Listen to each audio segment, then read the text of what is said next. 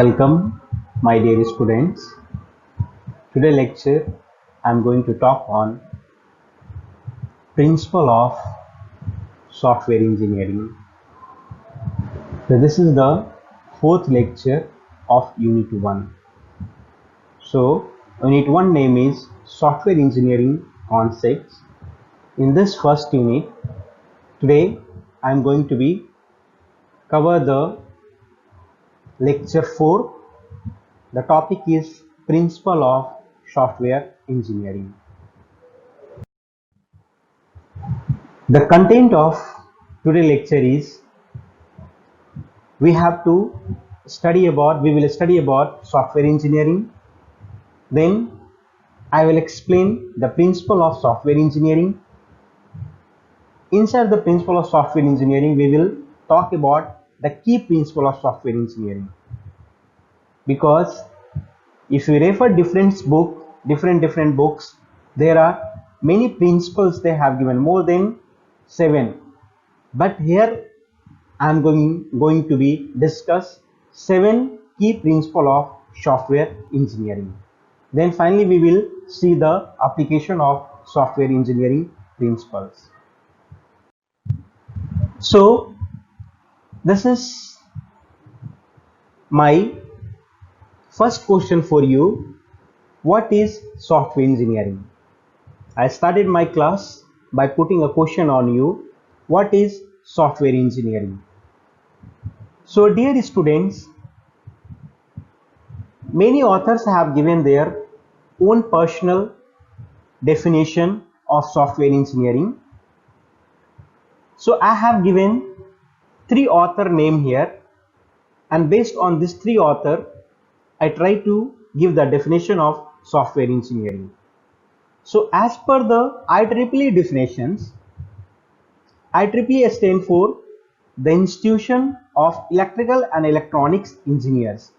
They define that software engineering as the application of a systematic discipline which is a computable approach for the development, operation and maintenance of software.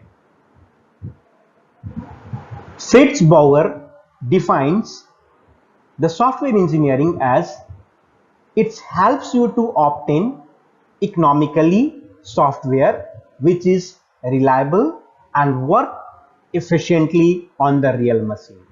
So Fritz Bauer defines the software engineering.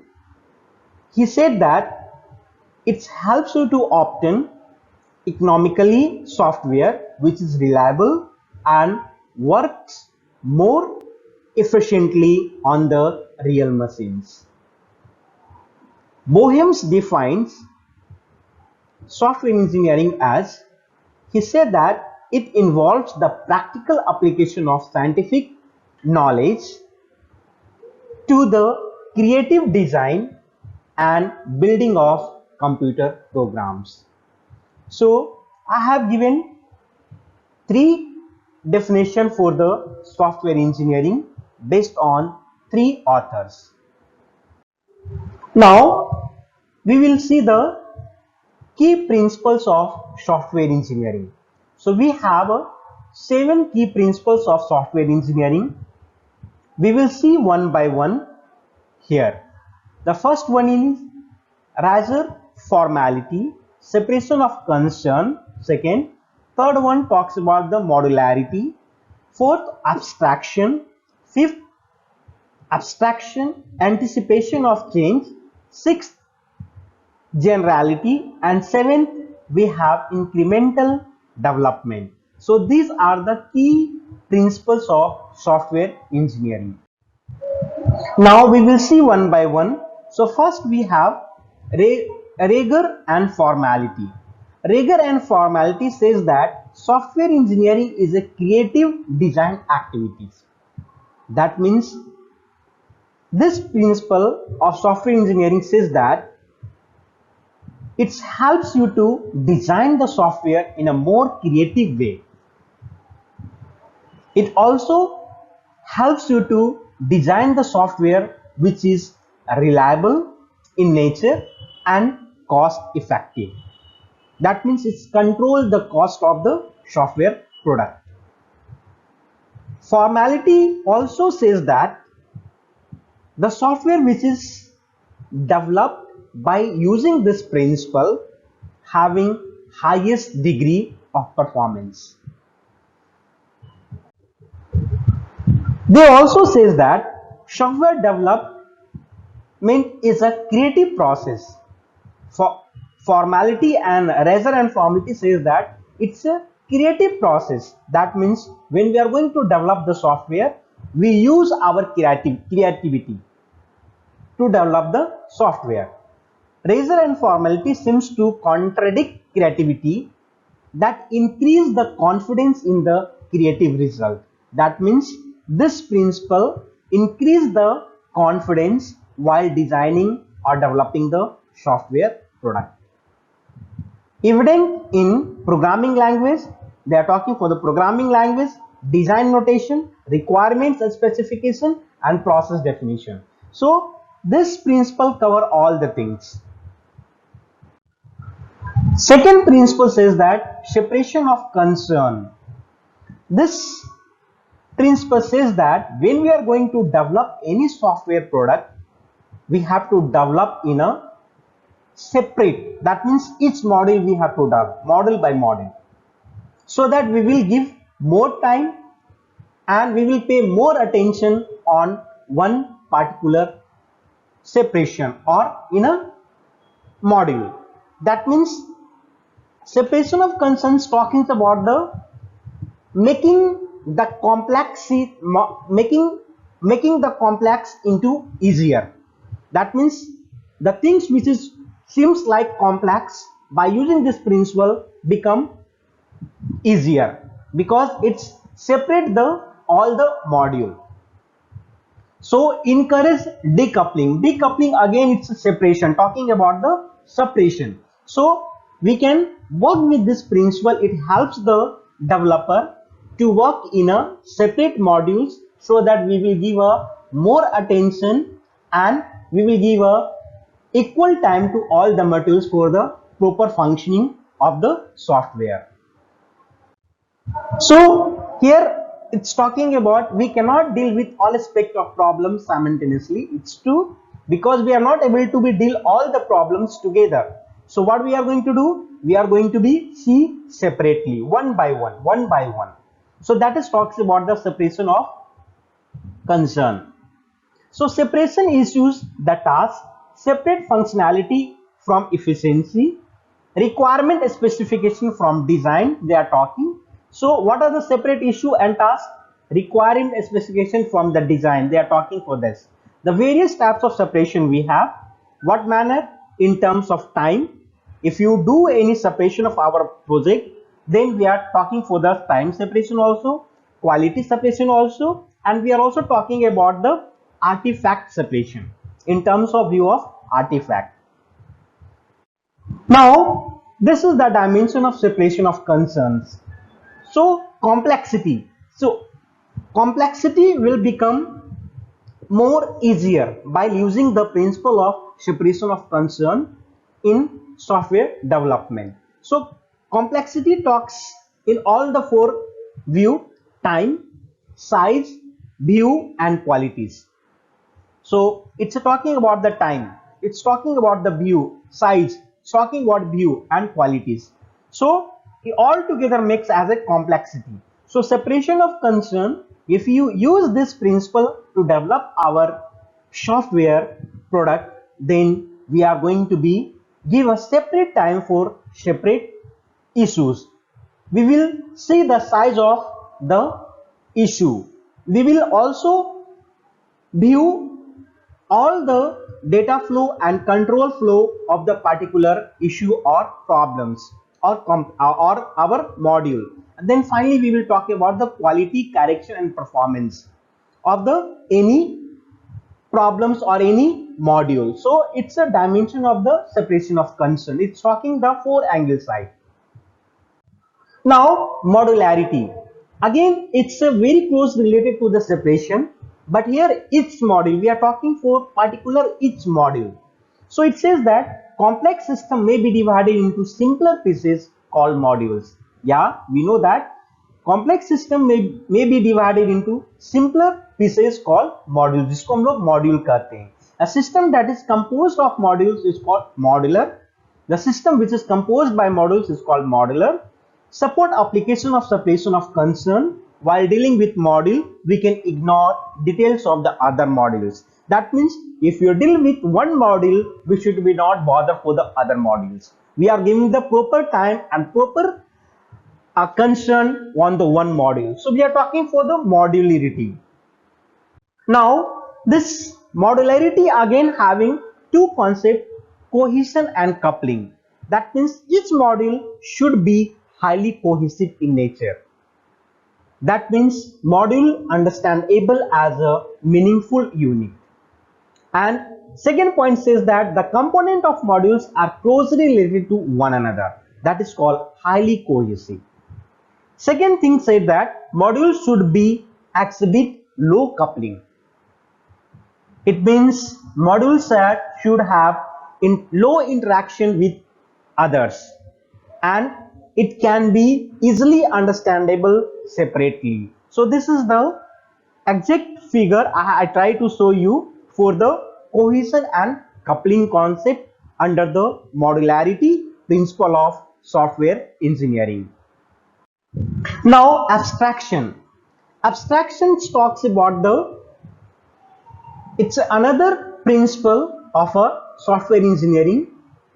It talks about extract a simple view of it, avoiding unneeded details. That means we are going to be abstract, we are going to be collect the exact idea or concept for the software development. Abstraction in software engineering says that model of the real world. That means we are going to be omit or delete all relevant details which are not needed. So what we needed, that only we are going to be consider. Subtyping and inheritance, factor odd, commonalities. So some things are common, so we have to be distinguished, we have to be separate. Interface and information hiding, hide implementation details. That means we are not going to be expose all the things to the client, we should be hide our information. And parameterization, that is talks about the templates, on which templates we work for designing the software. Then we are talking for the programming language, loops and methods, that which loops, which conditional loops used, what are the methods we use for the designing the software. That is all comes under the abstraction. Then we are going to be hide the deeper layer in the stack. That means we are going to abstract the thing, we are going to be hide the thing while developing any software product from the customer. Anticipation of change, this is again another principle of a software engineering. This it's written here, it is very rare in reality that requirements are fully understood and freezed since the beginning of the project. That means it says that it's really fully understood and freezed from the beginning of the project, and it's reality requirements. Anticipation of changes is the ability of the software product evaluation.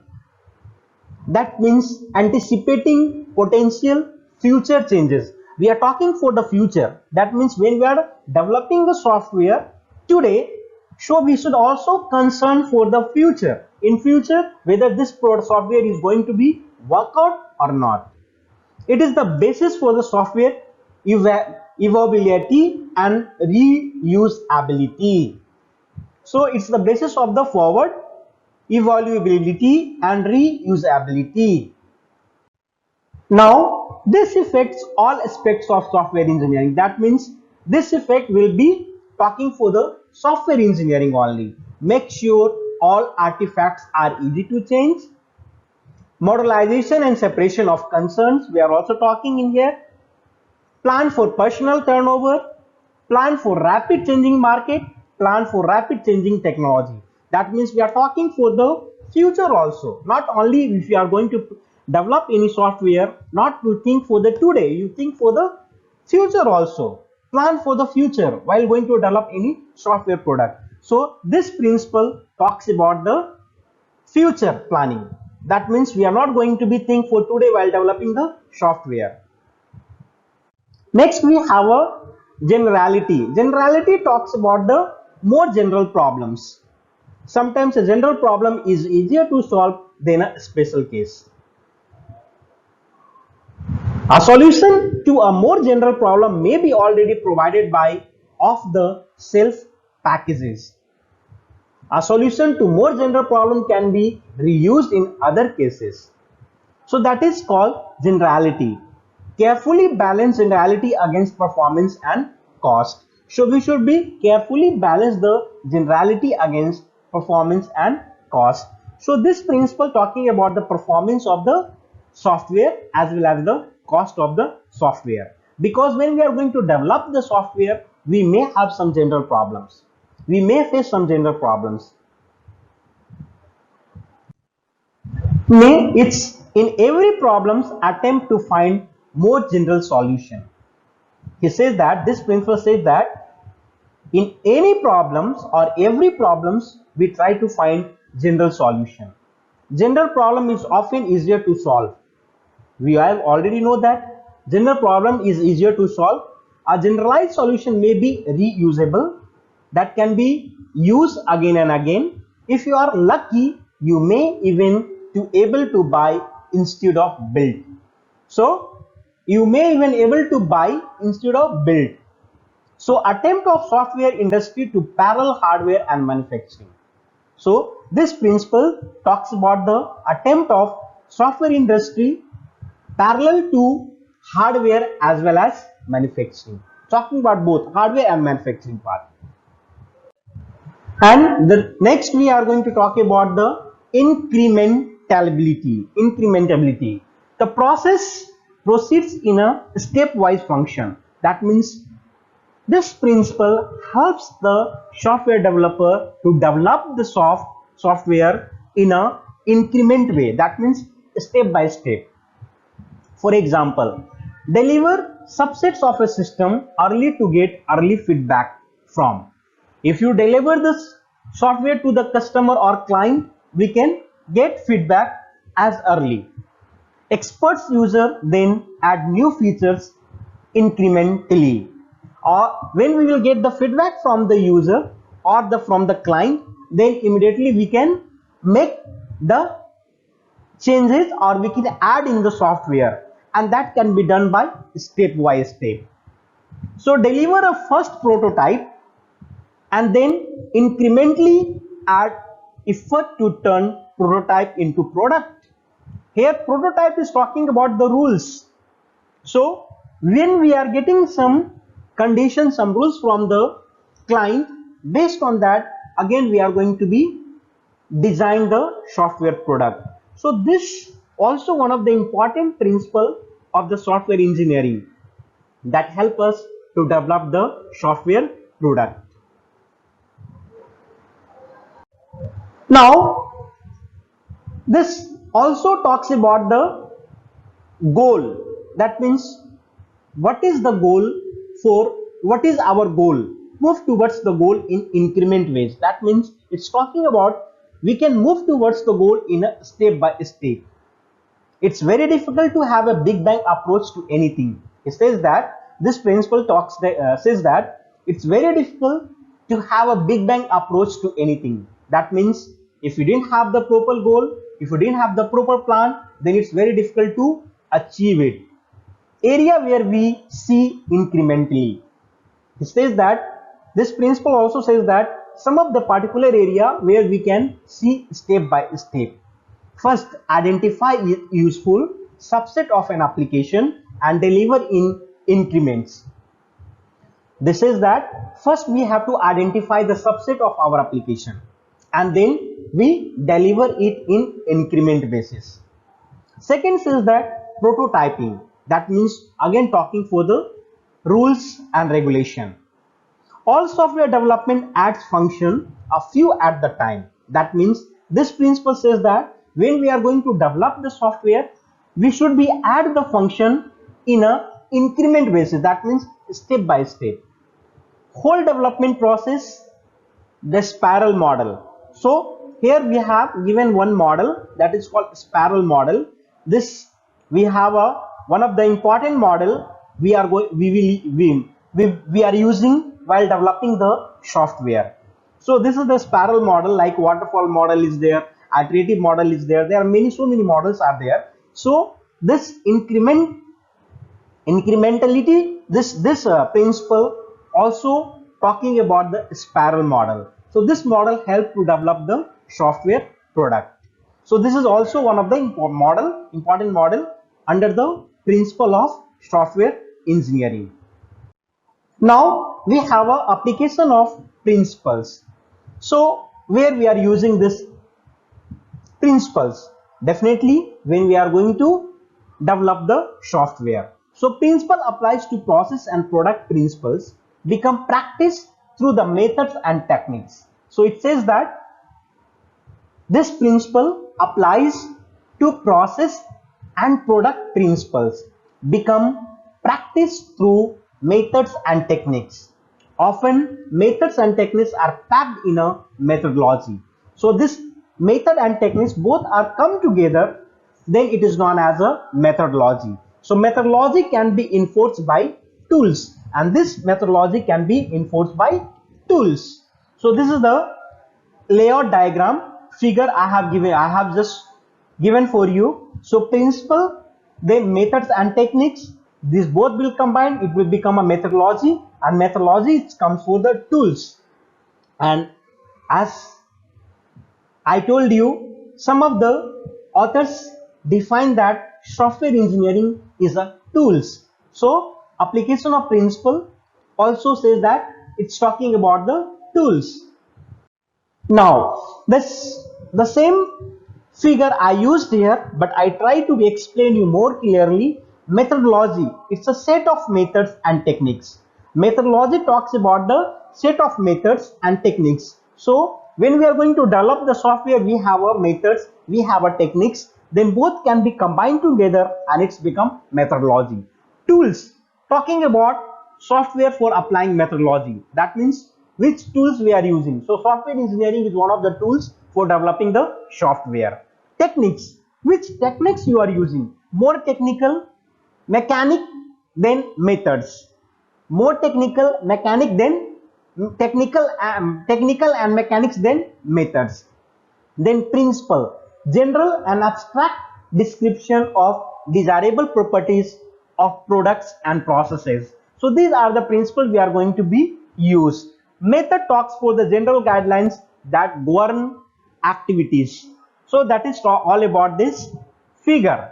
So this figure helps you explain you more clearly how the software development take place by using the key principle of a software engineering. Dear students, here I am giving some YouTube link which help you to understand, which help you to make you more easy to understand. So I have given the link, and I have also given some books for your reference. Thank you my dear students.